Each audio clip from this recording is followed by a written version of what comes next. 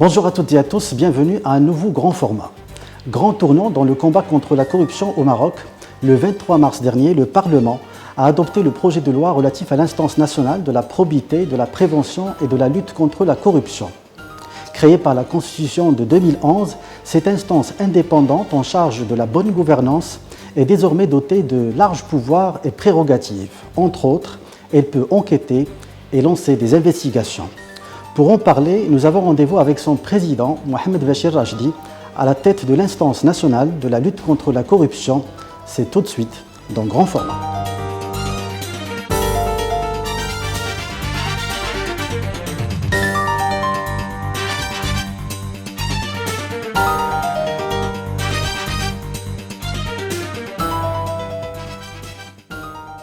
Mohamed Bachir Rachdi, bonjour. Bonjour. Ingénieur d'État en automatique et informatique industrielle, vous êtes lauréat de l'école Mohammedia d'ingénieurs. En 1986, vous cofondez Involis, une société spécialisée dans le développement de solutions informatiques, aujourd'hui cotée à la Bourse de Casablanca.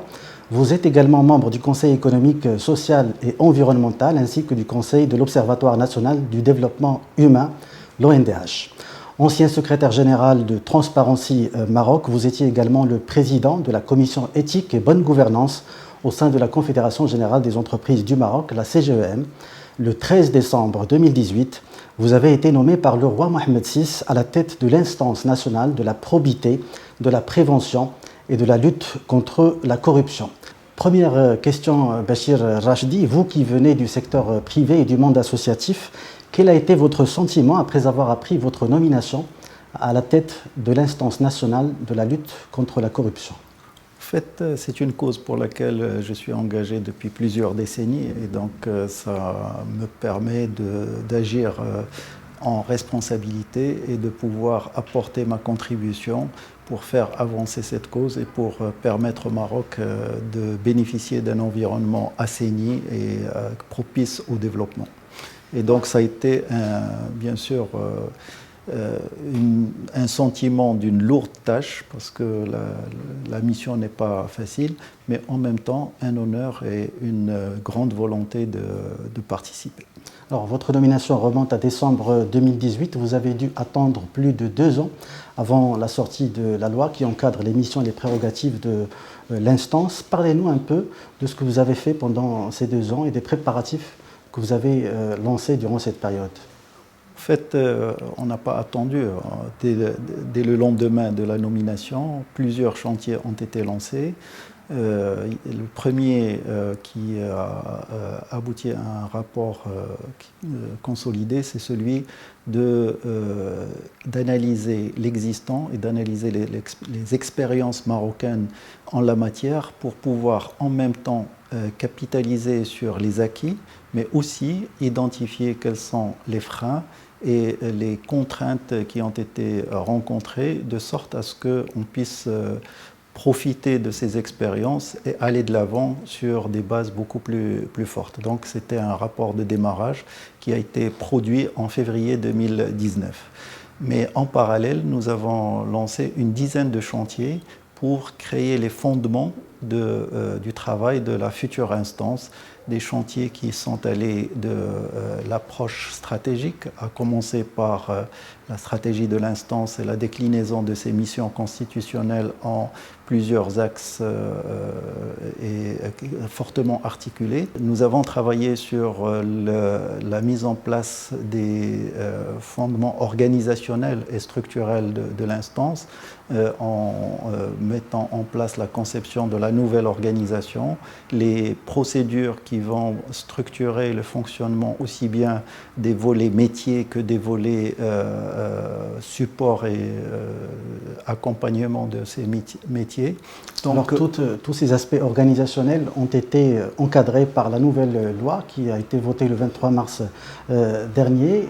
La principale nouveauté, je dirais, de cette loi, c'est que vous êtes désormais doté d'un pouvoir d'enquête et d'investigation. Ma question, est-ce que cela ne risque pas de créer une confusion entre les rôles de l'agence et ceux d'autres organes et d'autres juridictions financières, notamment le parquet, la Cour des comptes, etc.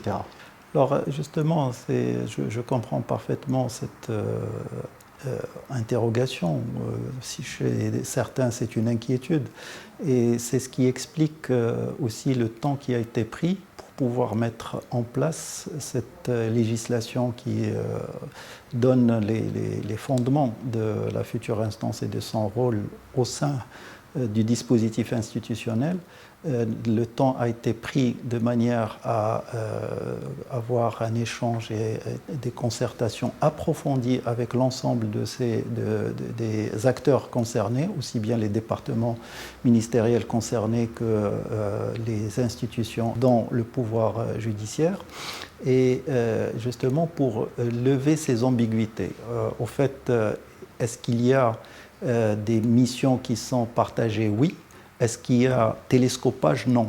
Au fait, il y a une complémentarité, il y a une articulation des rôles et des responsabilités, et l'instance joue son rôle constitutionnel qui est celui de superviser, de coordonner et d'assurer le suivi de toutes les politiques publiques et de participer à la moralisation de la vie publique.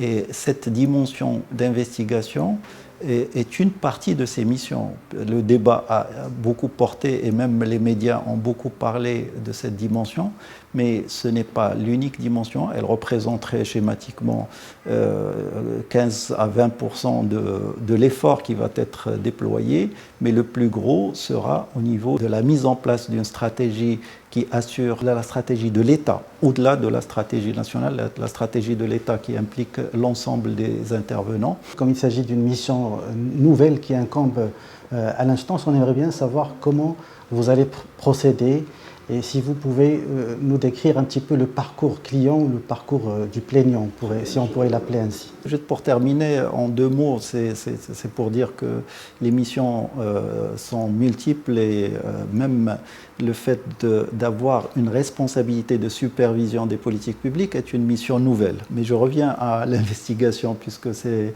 là votre question.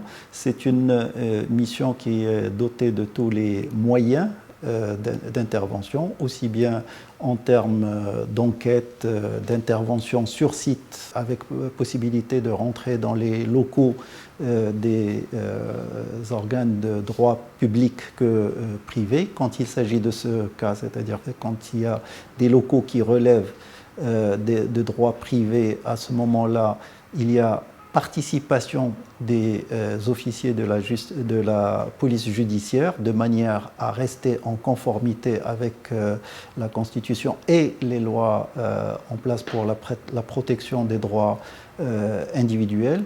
Mais ces interventions se passent sur ordre et sous l'autorité du président de l'instance. L'instance a les pouvoirs de demander toute information auprès des institutions publiques et privées de manière à pouvoir approfondir ces enquêtes et constituer les preuves des cas de corruption. Et là, ces procès-verbaux sont probants jusqu'à preuve du contraire.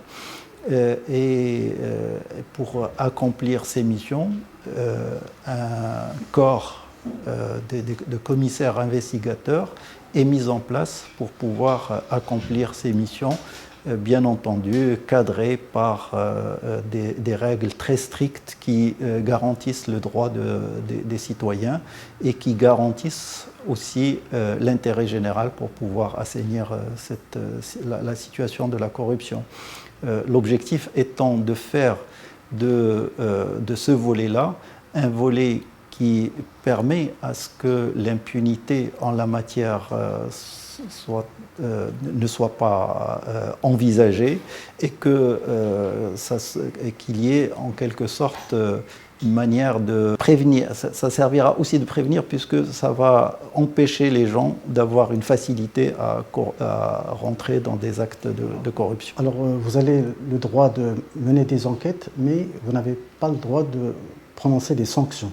Ça a été effectivement une approche qui permet de manière très claire à créer l'articulation des rôles. L'instance fait les enquêtes et elle transmet en fonction des cas, si ça relève d'infractions administratives, c'est envoyé aux administrations concernées. Si ça relève d'infractions financières, c'est envoyé au pouvoir compétent, notamment la Cour des comptes.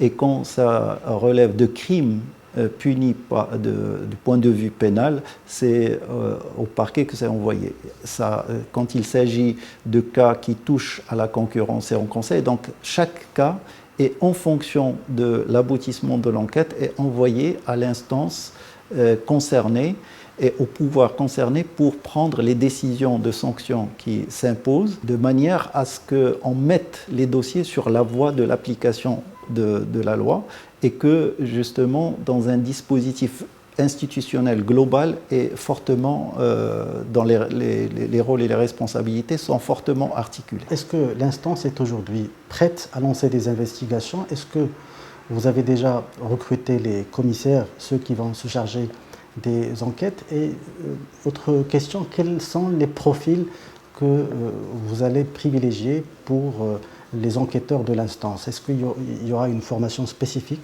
pour les commissaires de l'instance? Il y a le statut du personnel qui est prévu par la loi et la loi prévoit aussi à ce qu'il y ait un chapitre réservé à ce corps des commissaires investigateurs et qui va définir bien sûr les conditions de recrutement, mais aussi les conditions les différentes catégories qui constituent ce corps et pour chaque catégorie, quelles sont les formations, quels sont les processus d'intégration au sein du corps.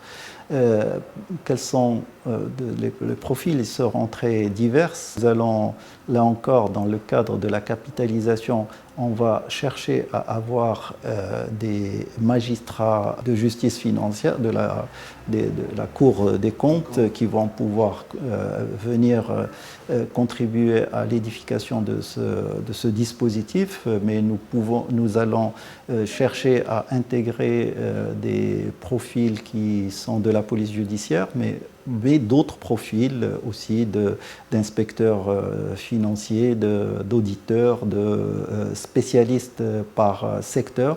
Et donc c'est un processus qui sera, qu'on a initié pour identifier les premiers profils à intégrer, mais c'est un processus qui prendra progressivement forme avec le temps, sachant qu'on ne peut pas faire de recrutement tant que le statut n'est pas encore en place. On ne peut pas faire de recrutement de manière large tant qu'il n'y a pas le statut mis en place. Alors, la loi maintenant a été votée. Je pense qu'il faudrait attendre sa publication au bulletin officiel. Ma question, il reste encore les statuts, mais que reste-t-il encore pour que l'instance soit 100% opérationnelle et commence à remplir ses missions? Comme j'ai dit, ça dépend de ce qu'on veut dire par opérationnel. Elle a été opérationnelle sur certains aspects le lendemain du 13 décembre. Elle continuera à compléter son dispositif sur les années à venir, mais nous allons couvrir nos missions de manière complète, c'est-à-dire dans les mois à venir.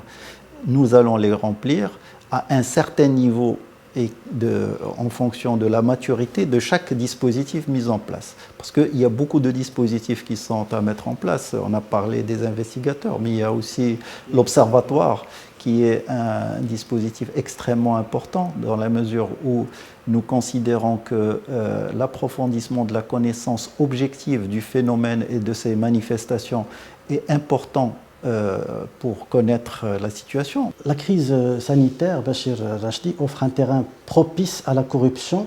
Vous qui suivez de près l'évolution de la corruption au Maroc, est-ce que vous avez constaté une accentuation de ce phénomène? Est-ce que vous avez repéré de nouvelles formes de corruption pendant cette période? Alors justement, en parlant de l'observatoire et des outils d'approfondissement de la connaissance, parmi les outils, c'est chercher l'information sur le terrain de manière à rapprocher avec les analyses qu'on récolte de par le monde. Nous avons lancé une enquête terrain pour justement identifier quelles sont les nouvelles formes et l'ampleur qu'elles ont prise en période de crise. Et nous allons profiter de cette approche de sorte à ce que nous sortions avec des recommandations pour prévenir la corruption, pas seulement pour la pandémie Covid-19, mais pour toutes les crises qui imposent des règles d'exception et des situations d'exception. Un mot sur les marchés publics. C'est une activité très exposée au risque de corruption. Face à la sophistication en fait, du phénomène de la corruption, qu'est-ce qu'il faut faire pour éradiquer la corruption dans les marchés publics? Éradiquer, on dit souvent que la corruption ne sera pas éradiquée, en tout cas pas à un horizon raisonnable, mais elle peut être très considérablement réduite, et c'est ça l'objectif qu'il faut rechercher. Dans les marchés publics, justement, la volonté qui est mise en évidence, c'est celle de garantir la transparence, la concurrence loyale, etc. Mais malheureusement, les résultats ne sont pas en convergence avec ces objectifs. L'instance travaillera avec les institutions concernées pour créer un cadre où il y a lieu de responsabiliser davantage plutôt que de vouloir faire une gestion en parallèle par le contrôle a priori, responsabiliser davantage et demander des comptes. En parallèle, l'instance est en train de mettre en place un mécanisme d'alerte de haut niveau dans le cadre du programme OCDE concernant justement les marchés publics où les entreprises concernées auront la possibilité de saisir ce mécanisme pour déposer leur réclamation quant au manque de transparence, quant au manque d'équité en termes de concurrence. Et des experts travailleront pour lever ces contraintes. Pour rester dans les marchés publics, on voit parfois certains appels d'offres sont taillés sur mesure pour certaines soumissionnaires. Est-ce que le fait qu'une entreprise décroche le même marché pendant une longue période, 10 ans, 15 ans, est-ce que cela ne suffit pas pour interpeller les autorités, notamment votre instance? Surtout que vous avez le pouvoir d'autosaisine, j'imagine, avec la nouvelle loi. Nous avons le pouvoir d'autosaisine. Je pense que c'est pour ça que j'ai dit qu'il faut mettre à plat le système de gestion des marchés publics de manière à rendre les choses plus transparentes. Il se trouve que dans ce que vous dites, il y a aussi bien ceux qui ont la volonté de faire aboutir leurs projets de manière efficace et avec des résultats qui sont fondés. Et il y a ceux qui exploitent justement le cadre des marchés publics pour détourner et pour contourner les lois. Alors la solution, c'est pas de ne pas pouvoir contractualiser. C'est que quand on veut le faire ou là, quand on considère qu'il est opportun de le faire de manière transparente et définir quelles sont les raisons qui ont poussé le gestionnaire public à le faire. Donc c'est une autre conception de la gestion des marchés publics qui met le contrôle a posteriori et qui met la transparence totale sur tous les actes, plutôt que de mettre une unification des modes et qui devient complexe et qui devient parfois un parapluie à des pratiques illicites. Dernière question, l'indice de perception de la corruption n'a pas bougé sur les dernières années au Maroc. Est-ce qu'on peut espérer, avec la mise en œuvre de la nouvelle loi et de ces mécanismes, est-ce qu'on peut espérer une amélioration du classement du Maroc dans les rapports internationaux?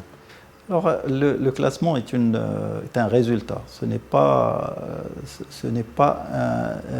quelque chose sur lequel on travaille de manière isolée. Si on ne réussit pas à voir s'améliorer le classement du Maroc, ça veut dire qu'on a raté notre mission. L'objectif est de créer les conditions où les politiques publiques produisent des résultats à fort impact sur les citoyens et sur l'acteur économique et institutionnel. Ces impacts vont nécessairement se ressentir sur toutes les mesures y compris sur l'indice de perception de la corruption. Effectivement, nous avons au Maroc fait beaucoup. Il y a beaucoup d'actions, beaucoup de projets, qui ont été réalisés. Il manque de cohérence, il manque de priorisation peut-être, il manque en tout cas, il manque d'impact perceptible par les citoyens qui continuent à souffrir de pratiques qui les empêchent d'atteindre de manière transparente leurs droits et qui font que la répercussion sur les classements internationaux, pas seulement sur l'indice de perception de la corruption, mais sur beaucoup d'enquêtes et d'études à l'international sur la gouvernance, sur plusieurs, en quelque sorte, mesures qui reviennent toujours sur le constat que la situation ne s'améliore pas. Donc, c'est toute l'approche qui va être développée sur des axes multiples et articulés qui doit donner des résultats et des résultats qui doivent être à court terme, à moyen et long terme. Il ne s'agit pas de se positionner sur une stratégie qui va produire ses effets dans 10 ans, mais une stratégie qui va produire progressivement des effets et des effets perceptibles. Mohamed Bachir Rachdi, président de l'instance nationale de la probité, de la prévention et de la lutte contre la corruption, merci d'avoir répondu aux questions du 360. Merci pour votre invitation. Merci à vous, chers internautes, d'avoir suivi cette émission. À très bientôt.